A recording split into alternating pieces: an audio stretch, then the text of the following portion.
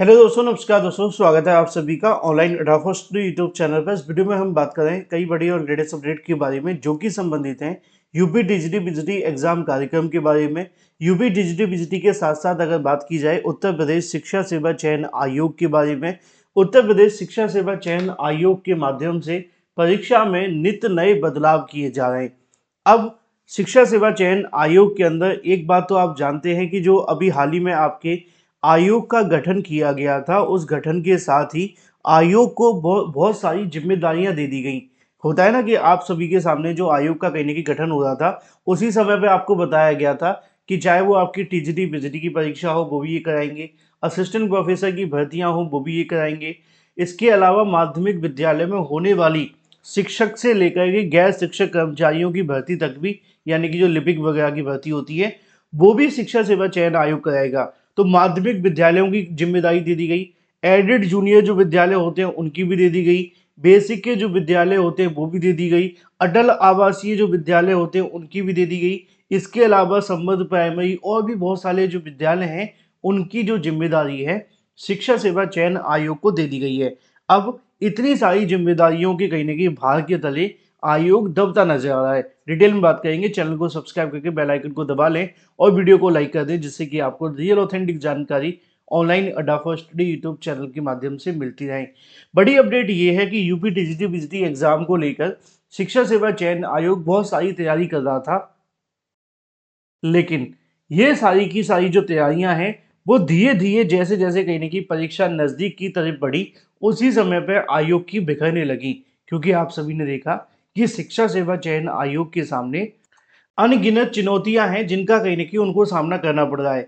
सबसे बड़ी चुनौती उनके सामने ये है कि जो उनको कहीं ना कहीं इतनी बड़ी संख्या के अंदर परीक्षा को जो आयोजित करना है, उस परीक्षा के लिए सबसे अच्छे तरीके से सफल आयोजन कराना।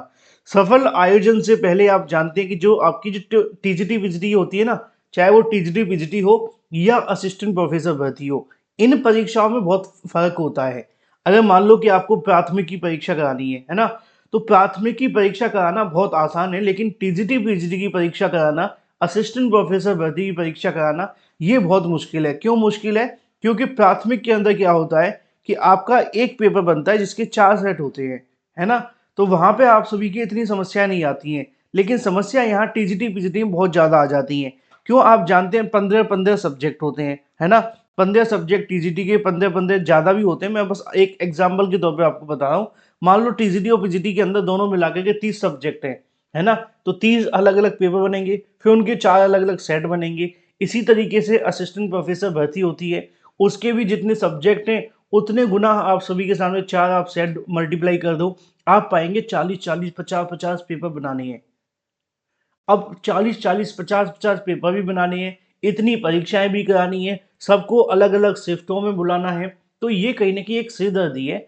और अब आयोग कहीं ना कहीं इसको लेकर किस तरीके से ओवरकम करेगा, किससे किस तरीके से इसे बाहर निकलेगा, यही देखने वाली बात होगी। क्योंकि देखो ये बात सच है कि अगर आपकी टीजीटी पीजीटी की परीक्षा है ना, आप कह रहे हैं कि हमारा भविष्य इस पर टिका हुआ है, तो शिक्षा सेवा चयन आयोग का भविष्य भी इस पर टिका हुआ है। खुदा ना खास्ता, है ना, भगवान ना करे कि ऐसा कुछ हो जाए, अगर टीजीटी पीजीटी की परीक्षा या असिस्टेंट प्रोफेसर भर्ती की परीक्षा के अंदर पहली परीक्षा में कोई अनियमितता हो गई ना, तो आयोग के चरित्र के ऊपर धब्बा लग जाएगा। इसलिए आयोग बड़ा परेशान है। तो इसीलिए कहा जाता है कि अभी आयोग में अनुभव की भी कमी है, ये सच है, कोई संशय नहीं है। क्योंकि चाहे जितने मर्जी पुराने अधिकारी हों, पहली बार जब वो परीक्षा करवाएंगे तो उनके ऊपर दबाव तो होगा। अनुभव की कमी के साथ में थोड़ा कॉन्फिडेंस की भी कमी है। कॉन्फिडेंस कहाँ से आता है? कॉन्फिडेंस कोई आप सभी के लिए दुकान पर तो मिलता नहीं है। कॉन्फिडेंस आएगा जब आयोग अपनी कुछ परीक्षाओं को सफल आयोजित करेगा।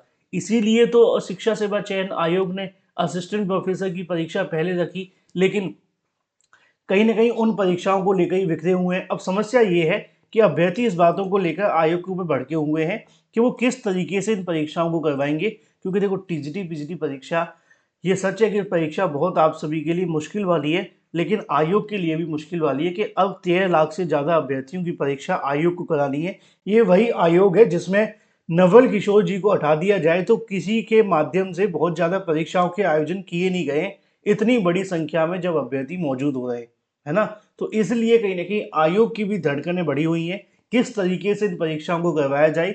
अब तक आयोग ने 4 बदलाव आप सभी के सामने कर दिए गए परीक्षाओं को लेकर, चाहे वो अभ्यर्थियों के उन सर पे दबाव डाल दें, लेकिन हुआ उनकी वजह से है।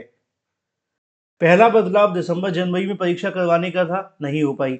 परीक्षा अप्रैल में टीजीटी पीजीटी कराने का था, वो भी नहीं हो पाई।